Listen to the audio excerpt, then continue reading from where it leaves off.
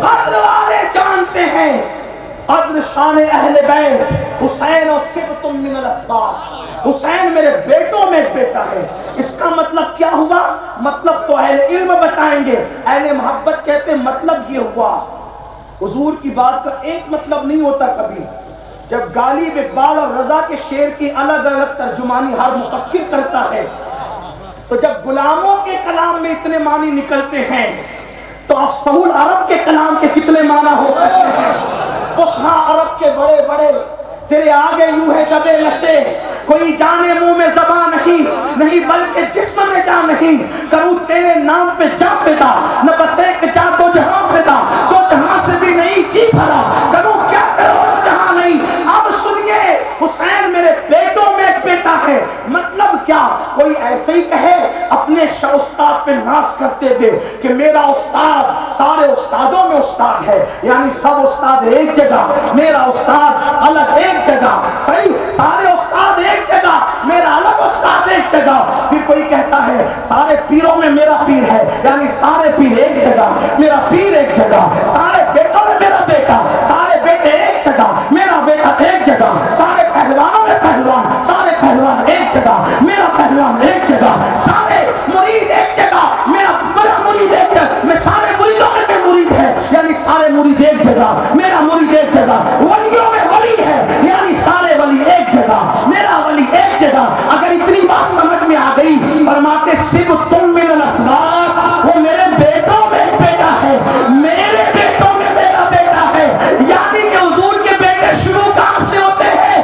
اللہ اکبر، امام زین العابدین سے لے کر امام مہدی تک، یہ سب حضور کے بیٹے ہیں۔ کیسے کیسے بیٹے؟ جس نے 40 سال سے عشاء کا 40 سال تک عشاء کے وضو سے فجر کی نماز پڑھی، وہ عبد القادر جیلانی میرے نبی کا بیٹا، ٹھوکر لگا کے مردے زندہ کیے، وہ غوث اعظم میرے نبی کا بیٹا، جس نے اللہ کا دین زندہ کیا، وہ غوث اعظم میرے نبی کا بیٹا، جس نے 90 لاکھ کو ایمان کی دولت عطا کی، وہ غریب نواز میرے نبی کا بیٹا، جس نے سادت کو کھادر میں سمیٹ لیا، وہ غریب نواز میرے نبی کا بیٹا، جس نے مورتی کو مورت کو کلمہ پڑھایا، وہ مکتوم الشمشان کے سرداری میرے نبی کا بیٹا، جس نے 70,000 کافروں کو بلکہ 500 یا 700 کافروں کے سرداروں کو ایک محفل میں کلمہ پڑھایا، وہ مکتوم اشرف میرے نبی کا بیٹا، جس نے اپنا جنازہ خود پڑھایا، وہ صابر کلیہ میرے نبی کا بیٹا۔ اللہ اکبر، جس نے اللہ اکبر، جس نے اللہ کا ذکر کیا تو پرندے بھی ذاکر ہو کر خدا کا ذکر کرنے لگے، وہ صاحب البرکات، اس کی بیوی مہرنی میرے نبی کا بیٹا۔ اللہ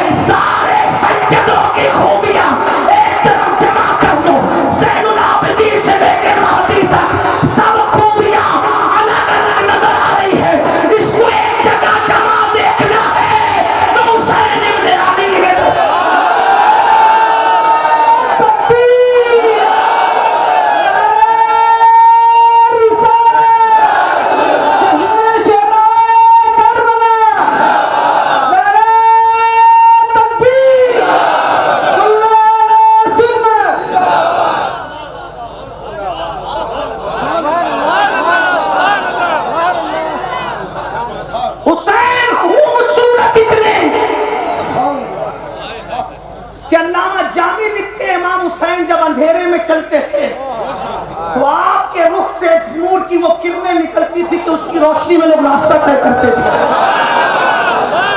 علامہ جامی کی بات کر رہا ہوں، اپنے گھر کی نہیں. جامی کہہ رہے ہیں ان کے چہرے سے وہ روشنی. لوگ کہاں یزید سے ان کا مقابلہ کرتے ہیں؟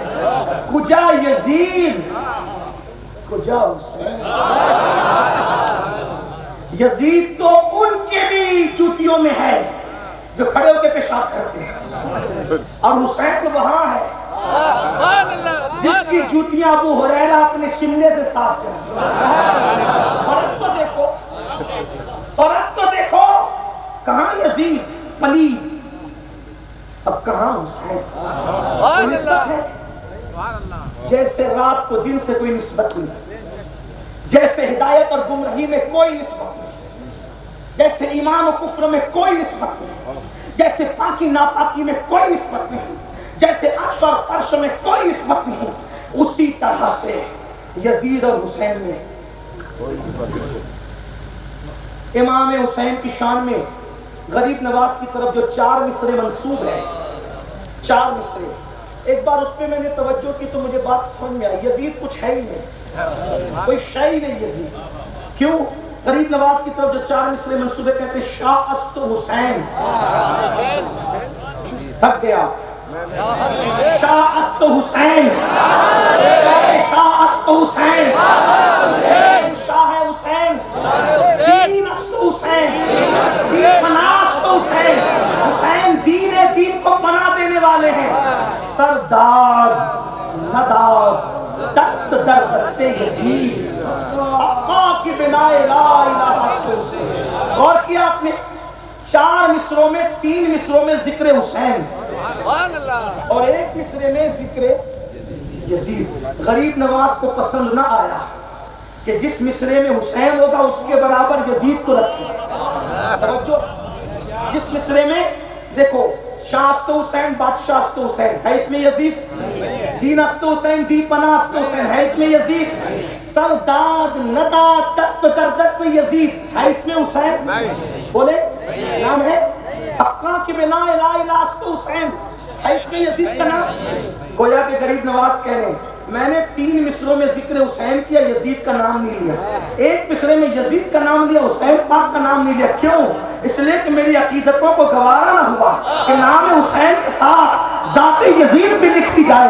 میں نے کہا خواجہ جب آپ کا غیرت عشق اس منزل پر ہے کہ 1 مصرے میں آپ حسین اور یزید کا نام جمع نہیں کرتے تو وہ غیرت والا خدا حسین اور یزید کو ایک جنت میں کیسے جمع کرے گا؟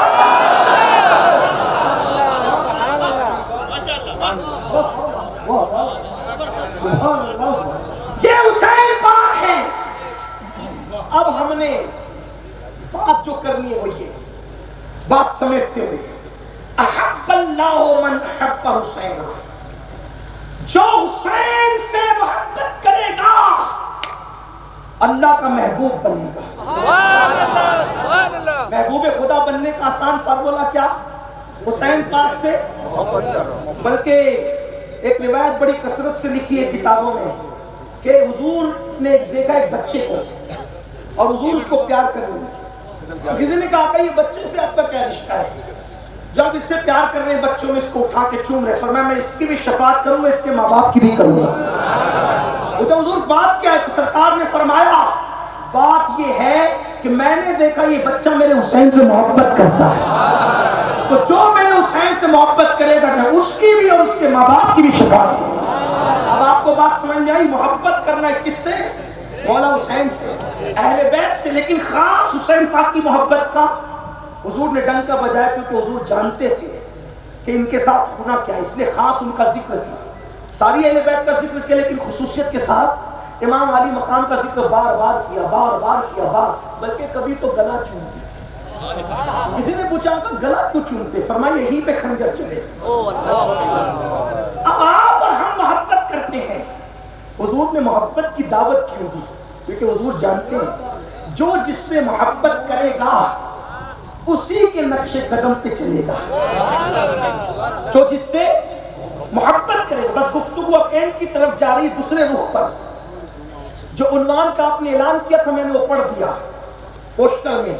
اب جس کا مائک پہ اعلان ہے ذرا اس طرف آ جائے. جو جس سے محبت کرے گا اسی کے نقش قدم پہ چلے گا. ہم ہیرو سے محبت کو منع کیوں کرتے؟ کیونکہ ہیرو پکچر میں لڑکی لے کے بھاگتا ہے, اس لیے منع کرتے کہ اس سے محبت کرو گے تو تم بھی یہ کام کرو گے. ہیرو شراب پیتا ہے سیریل میں, فلم میں, ہم کہتے ہیں وہ خان صاحب بھی ہو. اگر وہ کمار ہے تو بھی محبت نہ کرو, خان صاحب ہے تو بھی محبت. ہمارے لیے کیا خان صاحبی, ہمارے لیے کمار اور سنگھ کی کیا, دونوں میں فرق کیا ہے؟ ہم نہ خان کو جانتے ہیں نہ ہم کمار کو جانتے ہیں. ہم تو بس اتنا جانتے ہیں نبی کا جو غلام ہے ہمارا وہ امام. ہمارے رشتے خون کی وجہ سے نہیں ہے, ہمارے رشتے نسبت مصطفیٰ کی وجہ سے.